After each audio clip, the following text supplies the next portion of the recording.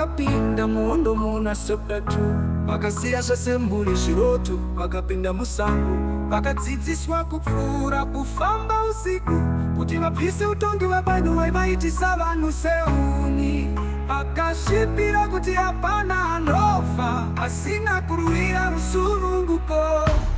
Baba vangu mbondoro yehondo, vakarwa nemoyo vasingate, havana kurega upenyu uchipera. Ndosaka nhasi tiri vapenyu Zimbabwe yakasununguka. Vakandiudza kuti mwana wangu hondo haisi mutambo, vanhu vaipfurwa vachiswa masoja vasina mhosva, asi vakati upenyu hwemunhu wese unokosha. Ndipo pavakapinda mumusha paHighfield pakaputika mabomba, vachiona vana vachimhanya, amai vachichema. Vakadzokera kununura umwe mucheche akanga asara.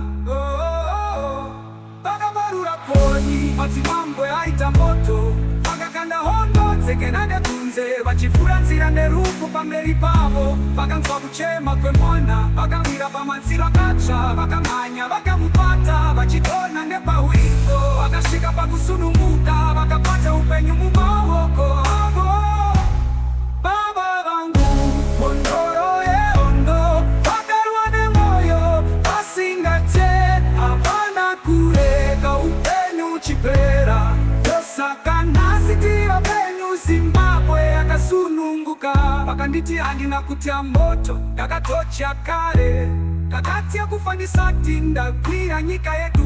Ndakakuona uri mudiki, ndakaziva unofanira kurarama. Ndipo patakatora mwana uya tikamutumidza Zimbabwe, semuye uchidzo hwekutambura sine kukunda zvakare. Baba vangu mbondoro yehondo, vakarwa nemoyo vasingate, havana kurega upenyu uchipera. Ndosaka nhasi tiri vapenyu Zimbabwe yakasununguka. Ndosaka nhasi tiri vapenyu, mbondoro dzedu dzakasvutsa.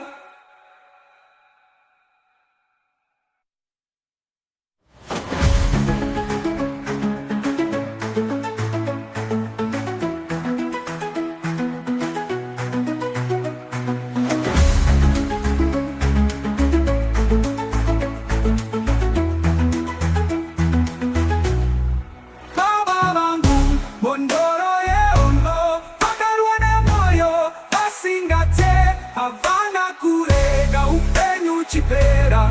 Ndosaka nhasi tiri vapenyu Zimbabwe yakasununguka. Ndosaka nhasi tiri vapenyu, mbondoro dzedu dzakasvutsa.